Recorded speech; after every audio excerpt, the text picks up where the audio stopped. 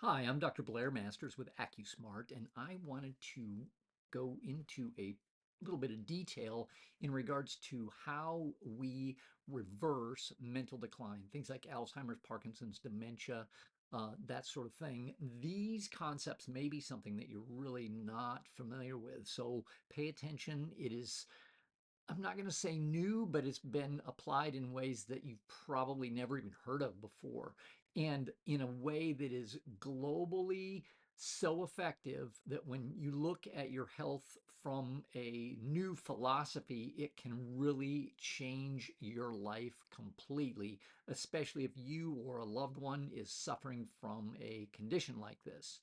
I'm going to push myself over to the side here so you guys can get a better view and give a little bit of information about myself. I'm a third generation chiropractor, the ninth in the master's family. And you might be like, well, what does a chiropractor have to know about anything about Alzheimer's and dementia? Well, I have studied nutrition, acupuncture. Acupuncture actually has been treating things like senility for thousands, literally thousands of years. Electromagnetic healing, supplementation, as in what vitamins, what herbs, what supplements you should take to improve outcomes naturally. I was in practice for 36 years. I've had one of the largest practices in Northwest Arkansas and retired here about a year ago and developed AccuSmart. And it's my online approach to helping patients understand what it takes to be healthy and helping them implement so many of the things that I learned at home and not just having to rely on going to the doctor, going to the pharmacy, getting a prescription, and just going along with what big pharma has decided is best for your health because let me tell you, they do not have your best health in mind. That is particularly the case as it relates to things like Alzheimer's and that sort of thing, as well as some other diseases. But that being said, what is AccuSmart? It is a specialized approach to mental decline, and we treat other things as well, but we use electroacupuncture. Now, you may have heard of acupuncture. It's been around for thousands of years in many different forms, but the way that is easiest for you to help yourself with it at home is using an electroacupuncture treatment device that we provide when you become a member of AccuSmart. Specialized nutritional support. We'll get into a little bit of detail on that with this presentation. A specialized diet for the brain. There are some really interesting and exciting studies that have been out here in the last 10 years that relate to how you should eat to help your brain function better and get rid of dysfunction. Um, Dementia performing preventing exercises. These are not only physical exercises that you do, but also mental exercises that you do. And we add in to those oxygen therapy. Now, if you're familiar with this at all, you may have seen folks who are like running hard on a treadmill and breathing really hard, pure oxygen. That is not necessarily what I recommend. We recommend a way that's easy for you to implement at home, doesn't require a doctor or prescription or anything like that. And then also low-level laser therapy recommendations.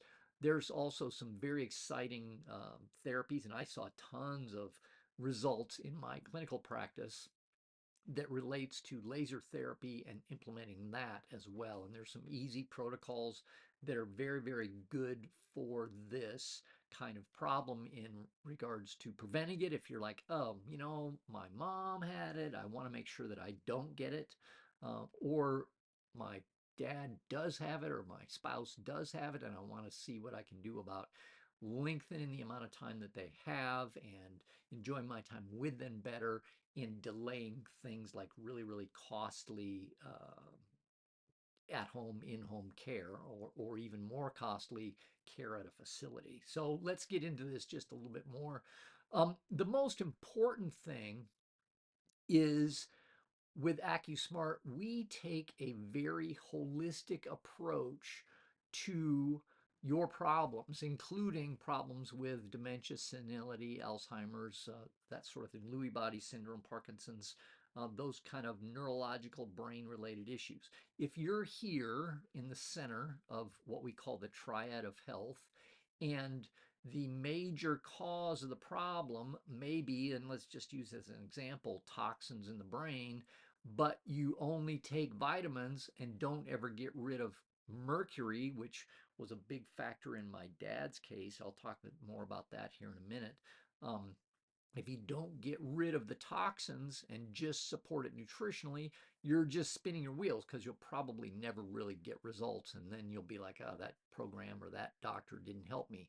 Or if the problem is a situation where you're your spouse or loved one is consuming foods on a regular basis that inflame the brain and actually create inflammation in the brain because of sensitivities or even allergies, then it's a situation where it doesn't matter what you do. You could take medications, you could take all the nutrition in the world, you could work on the electroacupuncture situation, and none of it's going to help. And this is why we take a global approach, because when you take a global approach to any health problem, really you're eliminating every particular cause, and there's no roadblocks in the way of you getting well. It's kind of an exciting way to approach things. So,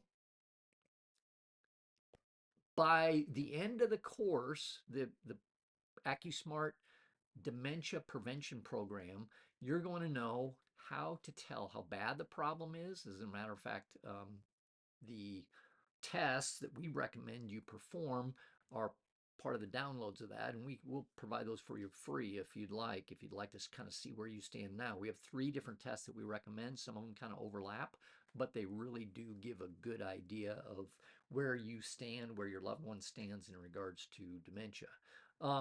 What you can do nutritionally, what vitamins you can take, what exercises you can do physically and mentally, as I talked about, some breathing exercises that you can perform to help.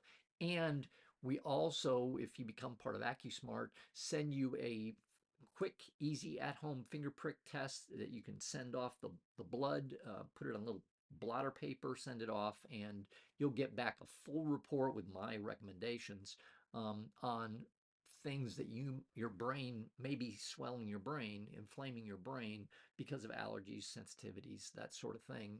And these may be foods that you're like, oh, that's one of my favorite foods. I didn't even know it was bothering me. I was sensitive to it, but this test is for that. So that being said, with these lessons, you can move away from managing the decline, and in some cases, managing the decline is the best we can hope for. If things are too far gone, but we can delay going into an institution for 12 months, that could save you close to 100,000 a year. If we can delay having to have full-time person come in while another spouse is maybe at work or something like that, that will save thousands and thousands and thousands of dollars. But many times we can move away from managing the decline to active improvement. Yes, the tests show that I've done repeatedly over time show that they are actually getting better, which is a really, really exciting thing. So let's talk about the severity of the problem. And nationally, man, the prevalence of mental decline is becoming more and more severe over the last couple decades. There is approximately 4.5 million people in the United States that have been afflicted, diagnosed with Alzheimer's in the United States, and it's the #1 type of mental decline, but it's by far not the only type for sure. There's Lewy body dementia. This is the kind my dad had. You have Parkinson's. People are just like, oh, I'm becoming more foggy-headed. I don't remember, and they don't really haven't seen a doctor yet, or the doctor just chalks it up to old age, and they don't really have a diagnosis yet. This is still a form of mental decline that you need to be aware of and look out for and take some action steps for, because those kind of things are the beginnings of the problem. And when you step in at the beginning and take some steps toward improvement, you can really see improvements much, much easier than if you wait and wait and wait and, oh, well, we're finally diagnosed with dementia. We're at stage 4 and I'm going to need some help here soon because I let it go too long. Don't wait. Jump on this sort of thing early. It's very, very important. The scary part is this number, this 4.5 million number, is expected to double in the next 20 years. And on top of that, Alzheimer's doesn't really kill you very quickly. It doesn't. It is very, very slow, but the end stages still require intensive care. So it's extremely expensive while you're going through the end stages of the disease process. And it's really, really not good. I hate to talk about money so much, but it really is a big factor, and it becomes a bigger factor when you get to that stage. So it's something that you really want to get after right away. Um, you know, heart disease, you can die almost immediately from it in some cases. You know, cancer, you don't last that long, can be very expensive. You don't necessarily last that long. But Alzheimer's really is one of those diseases that does not kill you quickly. It's very agonizing for you as you're going through it while you know it, and eventually not. And then is extremely agonizing as well for the family too. So, and then 50% of people over the age of 85 have been diagnosed with Alzheimer's disease. It is very common, very prevalent, and becoming more so. So it's really something that you should consider taking steps for. What about me and my family? The average cost for caring for someone with Alzheimer's is $60,000 a year. A private room in a nursing facility, $82,000 a year. Then these are older statistics. These are the latest I have, but they're not up to date for sure. The average rate for unskilled home care assistant, people who come into your home and work, is $44,000 a year, and that's for a 40-hour work week. This leaves 128 hours of the week that isn't covered for that fee. So this really leaves a large window open for someone who has to take care of a spouse or a loved one, or taking shifts to take care of mom, or whatever the situation is. Medicare has its limits. They really have limits. Medicaid is one of those things where they expect you to not have any assets whatsoever if you want to qualify. You basically have to be penniless before they'll start kicking in. So relying on the government for help with this sort of thing is not really a good idea at all. Taking action, taking it into your own hands is really the best approach. So what do? We can add months or even years to productive, fruitful life, delay or avoid altogether entering into a care facility. Pharmaceutical companies would have you take medications with some pretty significant side effects, and those are not only expensive medications, but they also really just barely make a dent in how quickly the disease progresses downward. You really don't save any money. You might see a tiny bit of progress with those, but I would encourage you to look into this, do some research. I have some videos on that on my YouTube channel, and look into that, because taking pharmaceuticals and thinking that they're going to help you with this kind of problem is a fool's errand. It really is. There's just no research that backs that up at all. Let me tell you a little bit about my dad. I went into this just briefly, alluded to it.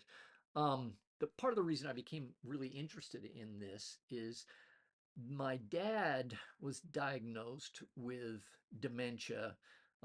He had Lewy body dementia, which is very similar in a number of ways to Alzheimer's, and actually in some ways you can't really tell the difference when you're going through it. The biggest way that the diagnosis changes is how it's presented, like how it looks when the doctors do all the tests and that sort of thing. Couple of things. Here's my mom and my dad at the Great Wall of China. They were world travelers. This is them in South America when they across the equator. So they were very active. He was fit. He really exercised a lot and that sort of thing. But it was one of those things that we just saw start to kind of creep in. We're a little confused because he always seemed so healthy and seemed so fit. My father's problem, it really led me to look into mental decline, look into investigating this, how to help it in the office initially, and then how to help people help themselves at home is what my focus is now.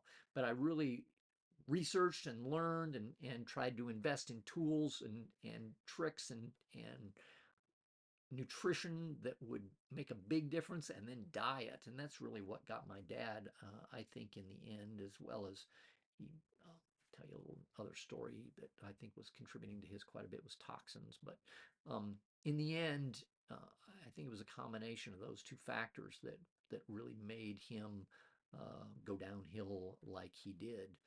So anyway, continuing, when our family first saw signs of the problem, we didn't really know what was going on. We don't have near the understanding that we do today about it. It is extremely frustrating. And if you are watching this video, you probably have firsthand knowledge of this. But to see someone who you love and admire and was always so strong and really so smart and somebody you looked up to, little by little get worse and worse and worse until they were really to the point where they needed 24-hour care. As we gained more knowledge about the ways to help this sort of thing, he continued to worsen those, making diet changes and exercises. It became practically impossible to implement. He didn't live in the city that I practiced in, so he would visit just every once in a while.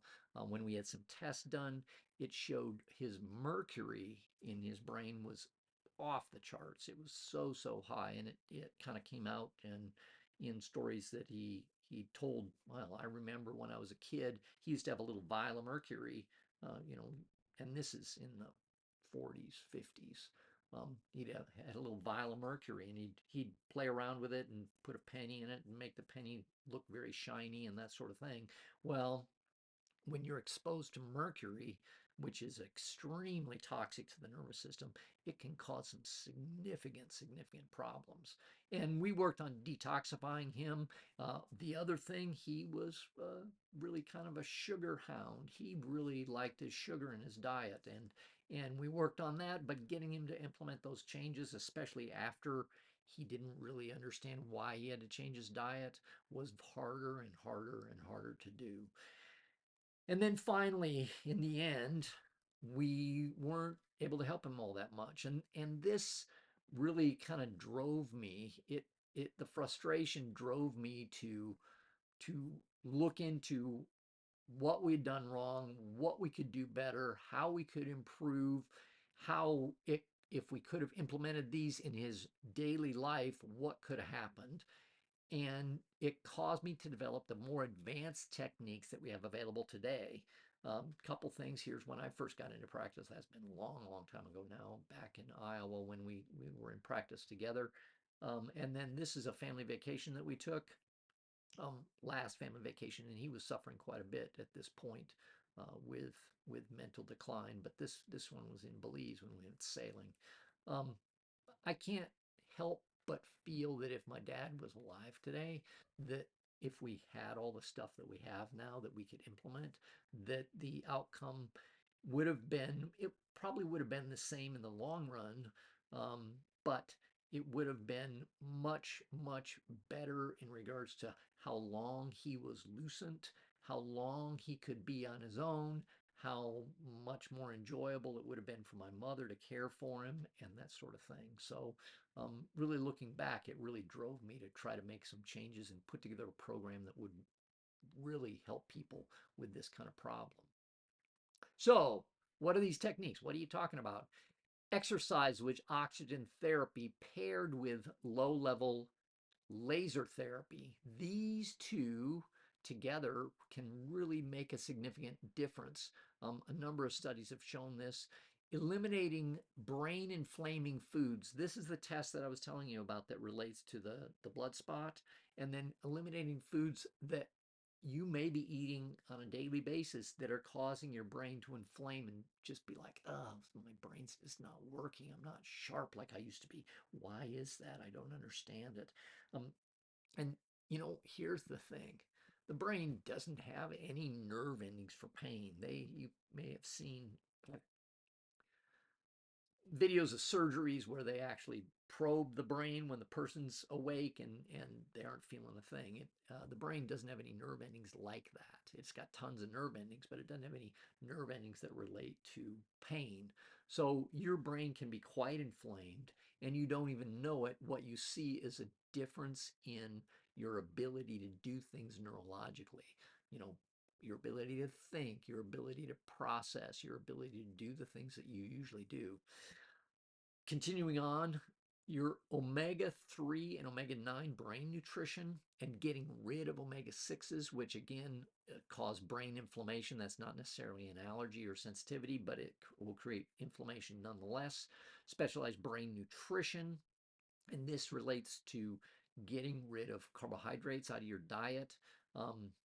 As well as a couple other things that help brain function better. Advanced blood and nutrition testing.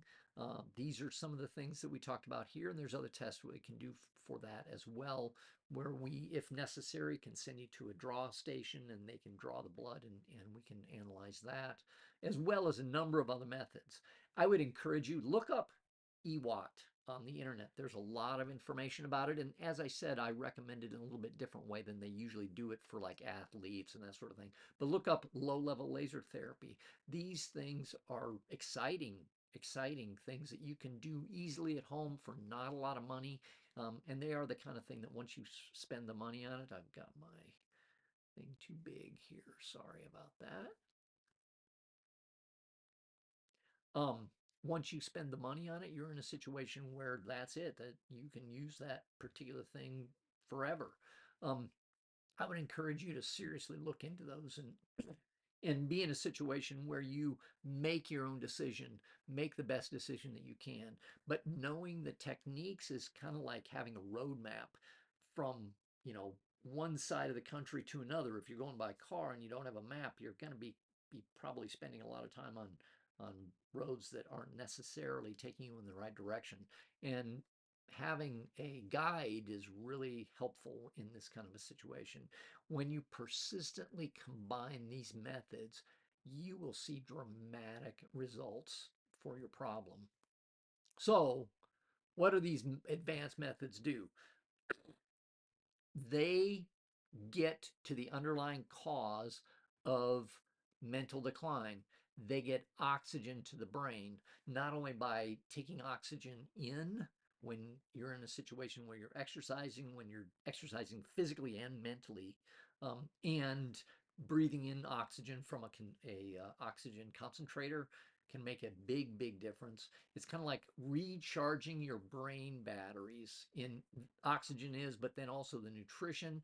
We're wanting to make what's called adenosine triphosphate. It's basically energy in your cells. If we can improve energy, they can do their job better. If we can improve cellular communication at the cell membrane level, the nerves talk to each other through the cell membrane. And if the cell membrane doesn't work, and there's a number of reasons that that can happen, then you're going to have mental decline. There's no two ways around it. And if we can be in a situation where we get that communication happening, and there's a number of ways to do that, then that just puts you light years ahead of people who aren't doing that. Deflaming the brain, there's a number of things that create inflammation. Sugar creates inflammation. Omega-6s create inflammation. And eating foods that your body thinks are something that they want to be sensitive or allergic to will create inflammation as well. And we help you identify all of these things. Give your brain the nutrition to live a healthy life, essentially, which you can not live well without your brain for sure. So taking care of it is really important. Detoxifying your brain is another thing that is very important. Man, this This can be tough because toxins are hard to eliminate. But one of the things that you can do right off the bat is stop taking them into your body. That if you stop taking toxins into your body, that can make a huge, huge difference. And then stimulate your brain. Stimulate your brain through physical exercises and mental exercises. And when you stimulate the brain with oxygen, with laser, it really makes a big difference in regards to the progress that you're making. Diet. Diet to promote brain health. We want to eliminate insulin producing foods from your diet.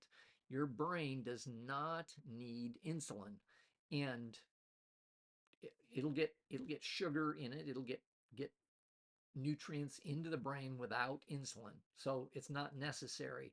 But when you do take in sugar, it's kind of like taking a sledgehammer to your brain. It just extremely quickly gets in there. It can create inflammation. Your brain suffers the effects of sugar, and then carbs, if you eat those that turn into sugar in your blood, it'll suffer those effects very, very quickly too. So the number one step you can take is to cut carbs and sugar from your diet.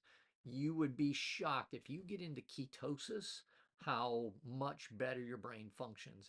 It's really pretty amazing. So get rid of carbs and sugar, and then get rid of non-starchy vegetables. Love eating vegetables. I think a Paleolithic diet that has meat and vegetables, we're kind of omnivores. They have both of those, are probably the best for you, but we want to stay away from things that again create insulin. So stay away from white potatoes, and I think in many ways, starchy vegetables are not bad for you necessarily if you don't have this problem.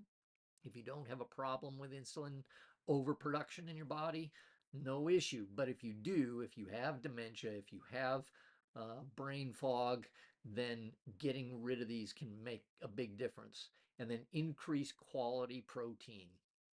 Quality is important, and wherever that comes from. Don't eat farm raised fish. Other than that, uh, you, you could do a lot worse than farm raised chicken or farm raised beef. If you can afford it, do grass fed beef or pasture raised chickens, that sort of thing. Great. Something that I eat on a regular basis is deer meat. We live out in the country and have a freezer full and eat that pretty much all year long. And the diet that they eat is pretty much what deer have been eating in Arkansas for thousands of years. So it's pretty standard. The same goes for beef. The same goes for chicken.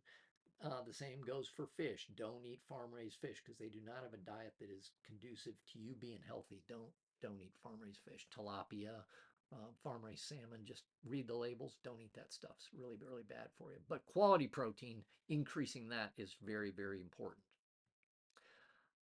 Carbs create ages. And I like this acronym because it does kind of go into aging, but advanced glycation end products is what we're actually talking about. These are deposits of basically when carbohydrates, when sugar interacts with proteins, it creates these advanced glycation end products and they create inflammation. They age you, they accelerate your aging, they degenerate the tissues. And I don't know if you've ever experienced this, but if you ever have noticed, like, oh, I went to a birthday party, I had a bunch of birthday cake or some sweet pie or something like that, and the next morning you wake up and you're like, oh. A lot of that is because glycation end products are sticky. They get in your joints, they get in your brain, they get in your eyes, they get everywhere, and it causes lots of problems. If you ever have had a hemoglobin A1C test that goes along with diabetes, that is a glycation end product in the blood. Hemoglobin A1C is, and it's tested for. So anyway, staying away from ages, which goes along with staying away from carbohydrates, really goes a long way to helping you. Avoid these things at all cost. It can dramatically reduce inflammation when you get rid of them out of your body.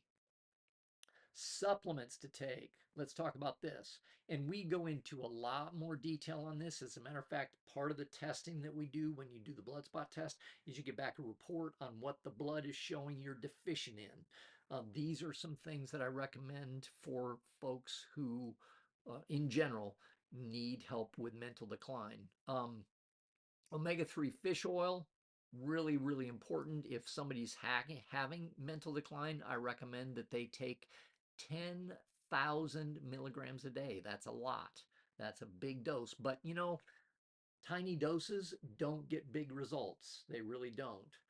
So, you know, keep that in mind. And the easiest, most convenient way is to take a liquid.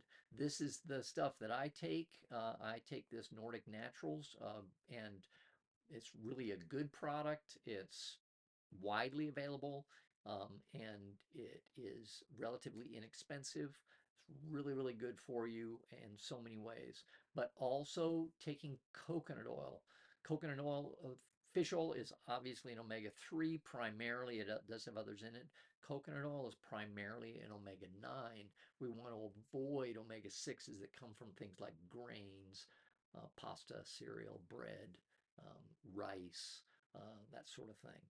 Um, Phosphatidylserine, phosphatidylcholine, ginkgo biloba, valerian root, cayenne, arginine. These help blood supply, blood flow. 5-hydroxytryptophan. This is a precursor to serotonin, and this helps communication. I talked about communication at the cell membrane. This helps that. Arginine, methionine, lysine, and then magnesium, selenium, zinc, chromium. These are all minerals that really can help mental decline as well. So these are just a couple things that can really help. But we go into a lot more detail on this when you join the program.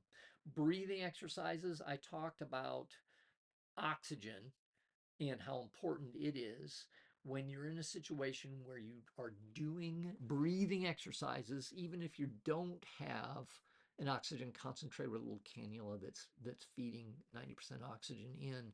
If you're increasing the amount of oxygen in your body, then that increases the amount of oxygen to your brain. And we all know that, you know, that's one of the major things that the body needs is oxygen. You can't live with it for very long or live without it for very long.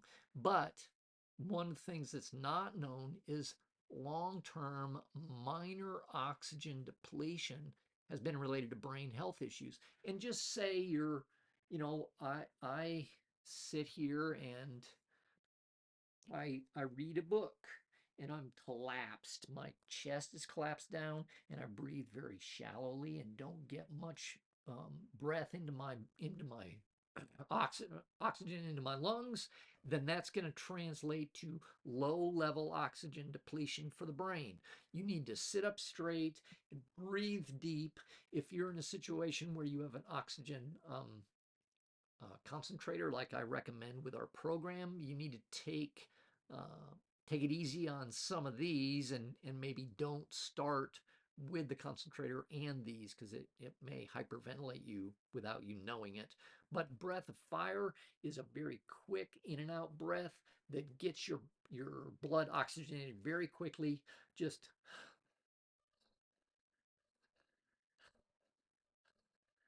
now, I usually recommend with about 5 of those and just stop there and see how you feel. You can overdo it. You can get your face kind of being tingly or your extremities being tingly, but you can work up from 5 to 6 to 7 to 10 and so on. Oxygenating breath, this is breathe in for a count of 2, hold for a count of 4, and breathe out for a count of 3. So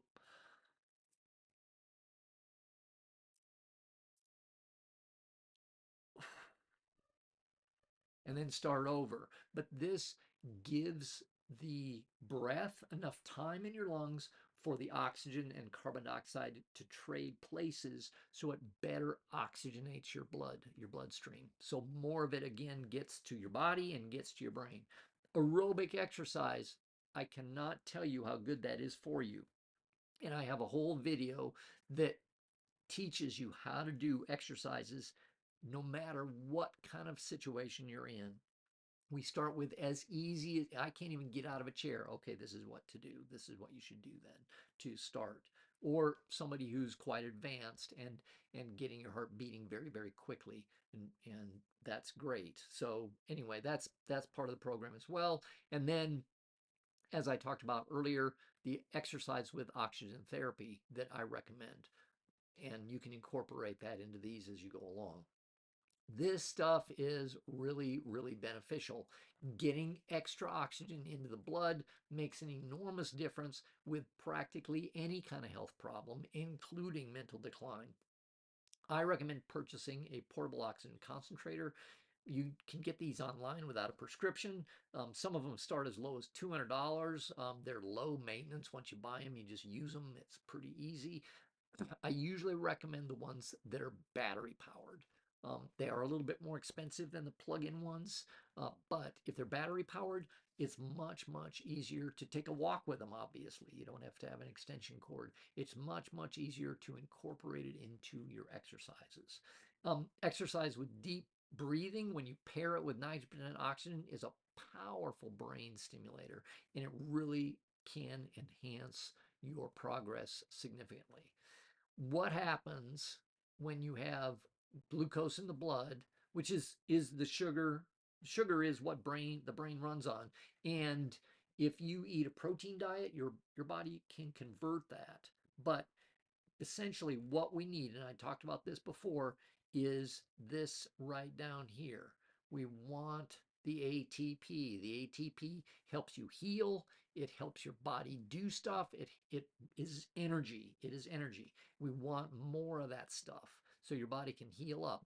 If you take a glucose and get it into your cells with oxygen, it goes through a thing called the Krebs cycle, and you get 36 ATP coming out the other side of that. If you take that same glucose without oxygen, you get anaerobic metabolism. This can cause lots of problems, but you only get 2 ATP coming out the other side of that. So it's a situation where you really, really need to work on getting your oxygen up and making it so that you're getting as much ATP out of that, because if you have mental decline, your body is struggling and struggling and struggling to get things done. The more ATP that you have, the more you'll heal. It just no two ways around it. Exercise, this particularly helps dementia type conditions. Cardio, weights, high intensity interval training. This is something that I recommend a lot. And anybody can do this if they have the ability to exercise, quote, and aren't just like, oh, I can't even get out of a chair. That makes it a little bit tougher. It really does. But high intensity interval training is where say you're walking at your normal pace, and I'm going to go for a 30-minute walk. And I walk for 10 minutes, and then to start with, for 1 minute, I'm going to walk as fast as I possibly can. And then you're at the end of that 1 minute and you're like, whew, man, that's tough. That's tough. And then you go back to walking your regular pace for 10 minutes, and then you do another 1 minute. And you do this until you're done with your walk. And then you get to the point where, okay, I'm going to walk 8 minutes and go for 2 minutes very, very quickly. This has been shown to increase what's called BDNF, brain-derived neurotrophic factor. It is what helps the brain produce new nerves, new connections in the brain, and helps slow down that mental decline. It really, really does help. EWAT therapy with that, exercise with oxygen therapy, along with HIIT training, HIIT exercise, just can make an enormous difference. But I'll tell you, if you wait till it's like, well, I can't get Pa out of the chair anymore because his mental capacity is so small, then you've waited too long, likely. Don't wait on this. Don't wait. If you do, you're going to regret it. I guarantee it. But make it progressively harder. When you're doing these kind of exercises, it is serious brain exercise. It really, really is. And then do mental exercise as well. And this can be a lot of different things: training yourself in something new, learning a new language. Some people like things like Sudoku or crossword puzzles, and those are great too. There's lots of stuff that you can get on your phone for free that you exercises you can do to help that. Um, but don't neglect exercise. It really does help. Let's talk about some do's and don'ts of mental decline. Um, do make drastic changes. I had a lady whose husband was having mental decline, and she didn't want to make changes because she liked her Coca-Cola. She wasn't having mental decline, she had weight loss issues, but she wouldn't let her Coke go. And of course, her husband likes it, so you may as well have him have some too, because it's his favorite. Well, he never did get results, and she never did either. When you have drastic problems, you need to make drastic changes. It just does not work otherwise. Your lifestyle led you here, and it's too late for small changes. Things have to change dramatically, or you aren't going to see changes in the situation. Do change your diet, do physical exercise, do brain exercises, take supplements like we talked about, breathe, make that part of your exercise program. Don't believe that mental decline is inevitable. It is not necessarily inevitable. Work at it, struggle, work at trying to stop it. It can be done. Don't do nothing. This appears to be happening whether you ignore it or not. And if you ignore it, it's just going to roll over you like a steamroller. Don't just take the doctor's word for it. The internet is available, and there's so much information on there, especially if you have a good health philosophy. I have some videos on that on the internet. So be sure that you're in a situation where you watch those. I would highly recommend that. Research this approach that I recommend. And I've taken, people recommend exercise relaxation therapy, and there's other people that recommend acupuncture, and there's other people that recommend diet, but we're the only ones that recommend this global holistic approach that is so in depth that you can do from the comfort of your own home. Couple books: Ultramind Solution by Dr. Mike Hyman, very fascinating book. Grain Brain by Dr. Daniel Perlman. This one is really, really interesting. Very interesting book. I'd highly recommend it.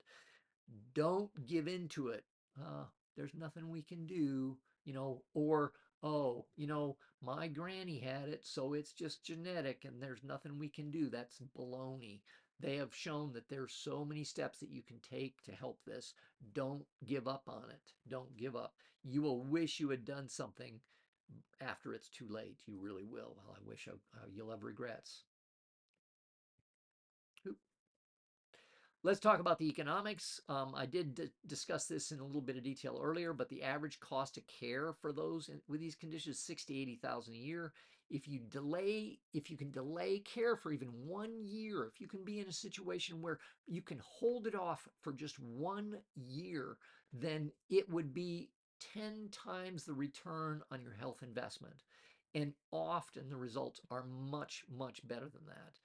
24-hour care can often be delayed indefinitely if you have commitment and work and don't give in to, oh, well, he loves his apple pie, so I'm just going to let him eat as much as he wants because, he's just getting old. So you may as well just let him have his last bit.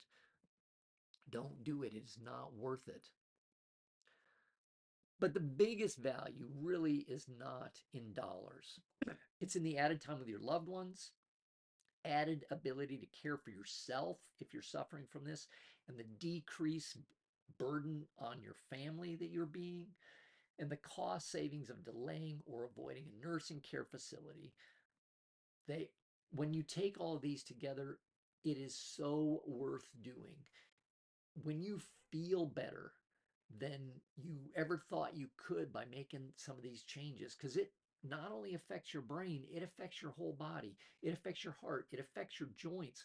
I've had patients be like, I cannot believe how much better I feel. They were not necessarily suffering from dementia, but like, oh, I can get out of a chair without dying now.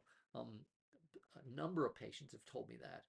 One lady, she was shocked at how much better she felt when she got up in the night to let her dog out. She was halfway down the stairs and was like, I'm not hurting. I'm not stiff. I can't hardly believe it. If you do not make time for wellness, you'll be forced to make time for your illness. And that's a quote from some anonymous person, but it is very, very apt in this case. Um, I am here to help. Make an appointment down below. I would love to talk to you. We can talk about what it looks like when you get treatment from AccuSmart, what it looks like in detail, and talk to you about options and what it would take to implement this sort of thing. There's no charge for the phone consultation. So I'm looking forward to speaking with you.